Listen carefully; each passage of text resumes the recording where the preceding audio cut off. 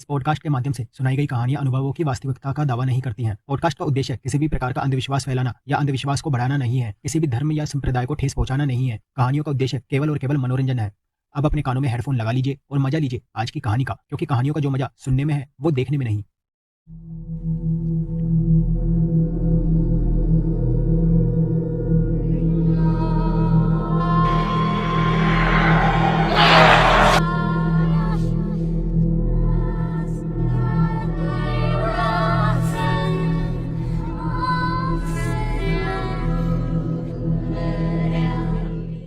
छलावा जिसको हर कोई नहीं देख सकता, ये सिर्फ उसको दिखता है जिसे वो खुद को दिखाना चाहता है या फिर खुद का शिकार बनाना चाहता है। छलावा असल में होता तो एक शक्तिशाली प्रेत ही है जिसका कोई मकसद नहीं होता, बस उसको लोगों को परेशान करना, उनकी जान लेना अच्छा लगता है।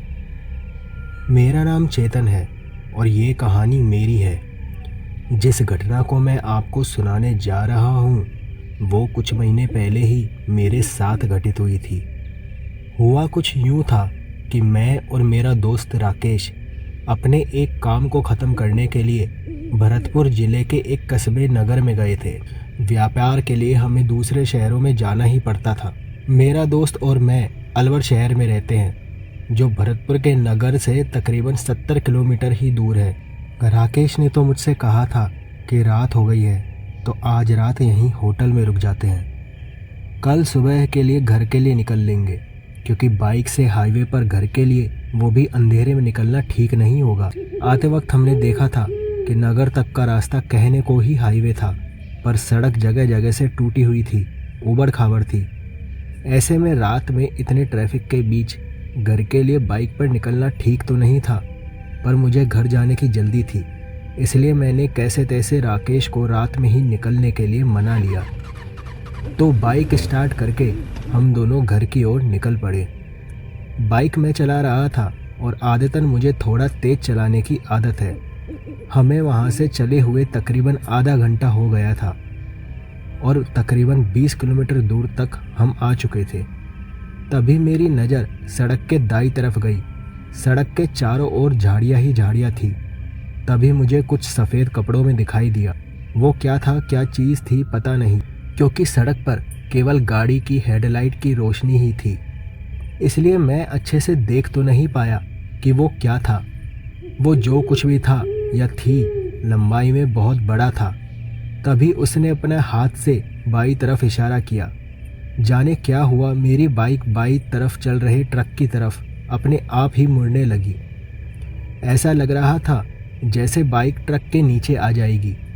अचानक से मैं वापस होश में आया और मुश्किल से बाइक को संभाला।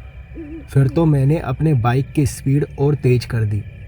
अंधेरे में बाइक चलाना मुश्किल तो था, पर मैं इतना डर गया था कि वहाँ से जल्द निकलना चाहता था।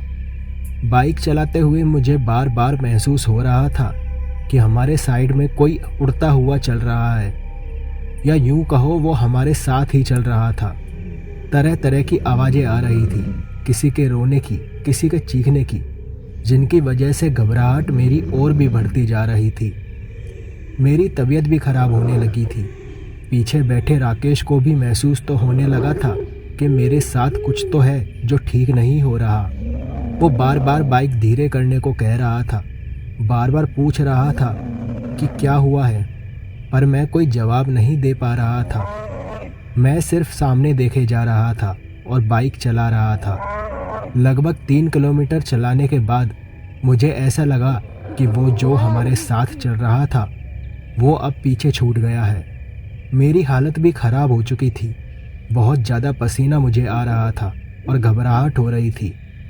मैंने बाइक साइड में रोक दी और राकेश को बाइक चलाने को कहा। वो मुझसे पूछता रहा कि क्या हुआ है, पर मैंने बस यही कहा कि आप बस यहाँ से जल्दी चलो, मैं तुमको सब बाद में बता दूंगा। उसने बाइक स्टार्ट की और मैं पीछे बैठ गया और चलने लगा। अब उसको भी बार बार लगने लगा कि कोई हमारा पीछा कर रहा है, कोई हमारे साइड में हमारे साथ चल रहा है। वो भी काफ़ी डर गया था और मुझसे कहने लगा कि तू इसकी वजह से डर रहा था। मैंने दबी सी आवाज़ में हाँ कहा और कहा बस तू यार बाइक चला। अचानक से वो जो भी था गायब हो गया। हमने सोचा शायद बला टली, पर ये हमारी गलतफहमी थी। हम इधर उधर देख ही रहे थे कि तभी अचानक से जाने कहां से एक बिल्ली सड़क पर बीच में आ गई। उस बिल्ली को बचाने के लिए राकेश ने अचानक से ब्रेक लगाए। बाइक स्पीड में थी, जिससे बाइक स्लिप हो गई और हम सड़क पर गिर पड़े। मुझे थोड़ी चोट लगी थी, पर राकेश के हाथ और पाँव दोनों छिल गए थे। मैं उसको उठाने के लिए आगे बढ़ा ही था कि तभी अचानक से एक सफ़ेद कपड़ों में एक भयानक औरत मेरे सामने आ गई। उसका चेहरा उसके बालों से ढका हुआ था और उसके पाँव उल्टे थे और वो अजीब तरीके से रोए चीखे जा रही थी। मैंने वहीं से राकेश को उठने को कहा और भागने को कहा, पर वो उठ नहीं पा रहा था। वो औरत उसकी तरफ ही बढ़ रही थी। मैंने हिम्मत की और भागकर राकेश के पास पहुंचा। फिर उसको सहारा देकर हम दोनों वहां के गांव की तरफ भागने लगे। सड़क पर दूर दूर तक कोई इंसान नहीं दिख रहा था। वो भयानक औरत भी हमारे पीछे ही लंगड़ाते हुए अपने बालों को हिलाते हुए आने लगी। मैंने पीछे उस औरत की तरफ देखा, पर राकेश ने तेज आवाज में मुझसे कहा कि पीछे मत देख, बस भाग यहाँ से। तभी एक घर हमें दिखाई दिया जिसकी लाइट खुली हुई थी। हम उस घर की तरफ ही बढ़े। मैंने दरवाज़ा खटखटाया। एक बुजुर्ग व्यक्ति ने दरवाज़ा खोला। मैंने उससे मदद करने को कहा। उस बुजुर्ग व्यक्ति ने हमें घर के अंदर लिया और दरवाज़ा बंद कर दिया। मैंने उसको पूरी बात बताई। फिर उस बुजुर्ग व्यक्ति ने कहा, जिसका आप लोगों ने सामना किया है ना, वो एक छलावा है। छलावा? पर ये क्या होते हैं? ये क्या होते हैं, कौन होते हैं, कोई नहीं जानता। ये कुछ भी बन सकते हैं, कोई जानवर या आदमी या औरत, पर बस ये बहुत ज़्यादा खतरनाक होते हैं।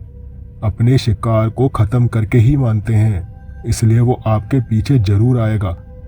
मैंने उस बुजुर्ग से पूछा कि इससे बचने का कोई तो तरीका होगा।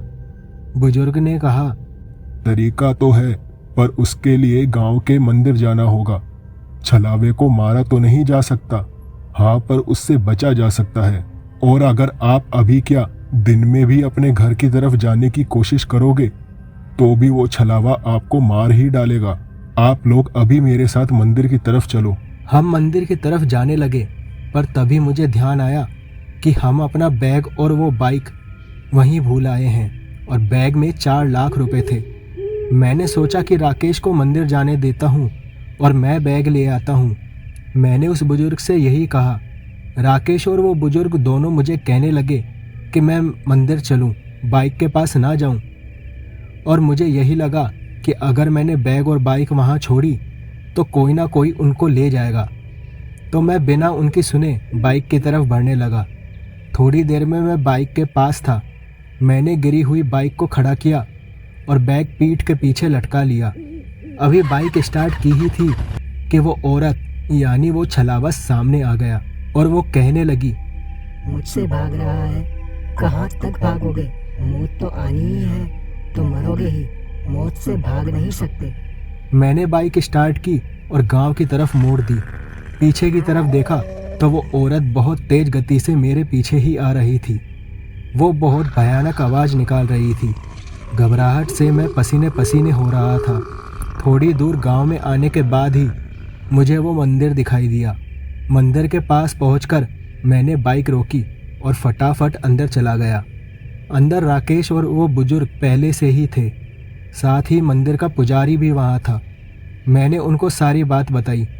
पुजारी ने हम दोनों के हाथ पर एक रक्षा सूत्र बांध दिया और फिर माँ काली का तिलक माथे पर लगाया। इसके बाद कहा, आप सब बेफिक्र होकर जाएं, वो छलावा आपके सामने तो आएगा, पर काली माँ की कृपा से आपका कुछ बिगाड़ नहीं पाएगा। हम दोनों माँ काली को प्रणाम करके और पुजारी के पांव छूकर निकल लिए। हम जैसे ही हाईवे पहुँचे, वो औरत वहीं थी, एक रोड के साइड में एक पत्थर पर बैठी हुई थी, सर नीचे करके रो रही थी।